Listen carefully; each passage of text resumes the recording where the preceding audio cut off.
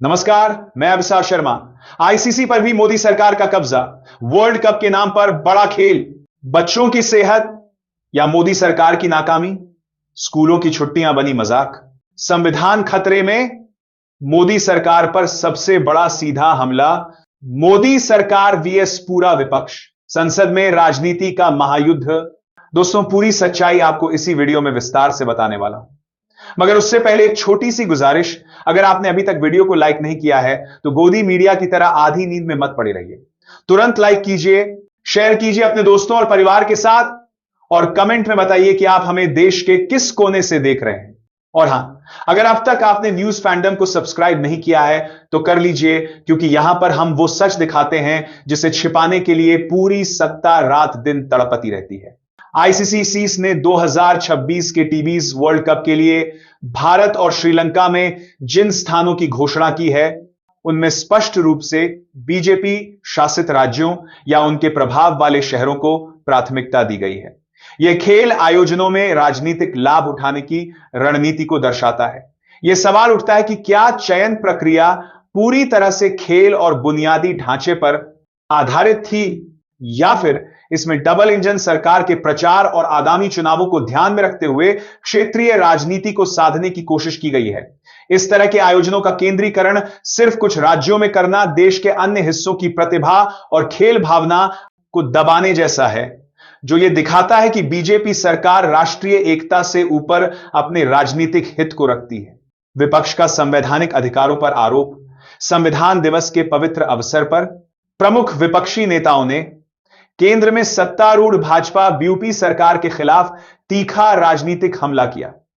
विपक्ष का मुख्य आरोप यह था कि केंद्र सरकार लगातार संविधान और उसकी मूल भावना पर हमला कर रही है, जिससे देश के लोकतांत्रिक और धर्मनिरपेक्ष मूल्य खतरे में पड़ गए हैं। राहुल गांधी और ममता बनर्जी का रुख। विपक्ष के नेता राहुल गांधी ने सीधा संदेश दिया कि वह संविधान पर हो रहे हमलों के खिलाफ खड़े रहेंगे और देश के संवैधानिक मूल्यों की रक्षा करेंगे। वहीं पश्चिम बंगाल की मुख्यमंत्री ममता बनर्जी ने केंद्र सरकार पर संघवाद को बुलडोजर से रौंदने का गंभीर आरोप लगाया। उन्होंने स्पष्ट रूप से कहा कि देश में धर्मनिरपेक्षता अब खतरे में है, जो कि भाजपा की नीतियों पर एक सीधा प्रहार था। M.K स्टालिन की संघीय ढांचे की चिंता। तमिलनाडु के मुख्यमंत्री M.K स्टालिन ने भी इस मुद्दे पर विपक्ष की आवाज को मजबूत किया। उन्होंने दृढ़ता से कहा कि विपक्ष B.R अंबेडकर के दृष्टिकोण की रक्षा करेगा और देश के संघीय मूल्यों को बचाएगा। उनका यह बयान केंद्र सरकार पर राज्यों के अधिकारों और संघीय ढांचे को कमजोर करने की कोशिश का विरोध करता है, जिसे भाजपा की कार्यशैली के रूप में देखा जा रहा है। विपक्ष का एकजुट विरोध। केंद्र की बीजेपी सरकार के खिलाफ विपक्षी दलों ने संसद के आगामी सत्र में एक जोरदार विरोध की रणनीति बनाई है। इस विरोध को हवा देने वाला मुख्य मुद्दा वह घटनाक्रम है जिसे वे सैर या किसी अन्य संबंधित मुद्दे के रूप में चिन्हित कर रहे हैं।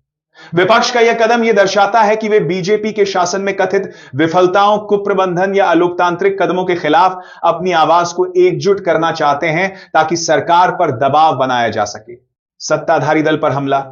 विपक्षी दलों की रणनीति यह है कि वे सर मुद्दे को उठाकर बीजेपी को रक्षात्मक स्थिति में लाएं।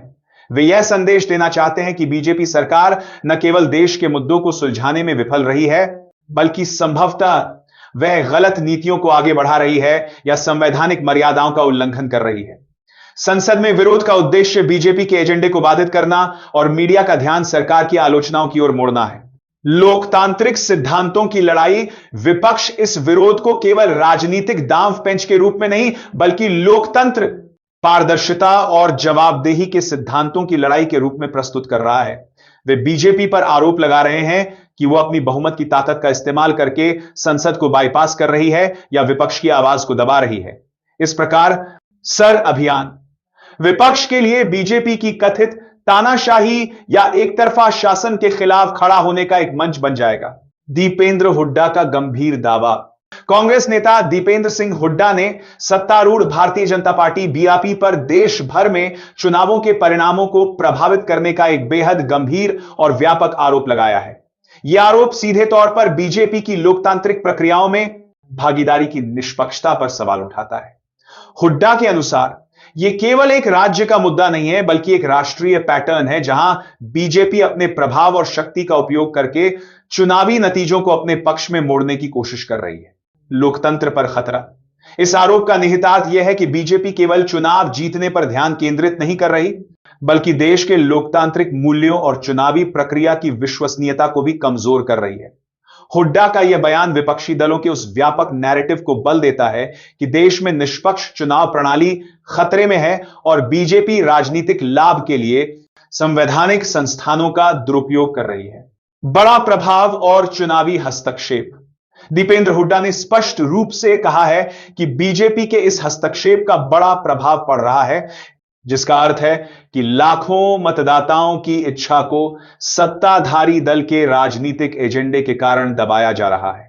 यह बयान बीजेपी को एक ऐसी पार्टी के रूप में चित्रित करता है जो सत्ता में बने रहने के लिए गैर लोकतांत्रिक साधनों का उपयोग करने के लिए तैयार है, जो विपक्ष के लिए एक महत्वपूर्ण राजनीतिक हमला है।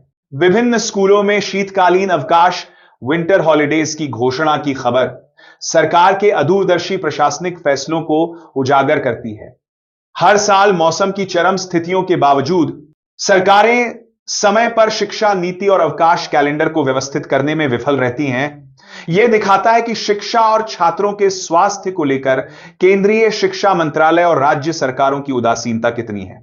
छात्रों के लिए मूलभूत सुविधाओं जैसे स्वच्छ हवा और उचित तापमान को सुनिश्चित करने के बजाय सरकार केवल अस्थायी समाधान के रूप में स्कूलों को बंद करने का सहारा लेती है। यह बीजेपी सरकार की उस व्यापक आलोचना को फिलहाल इस वीडियो में इतना ही, लेकिन बहस अभी खत्म नहीं हुई है।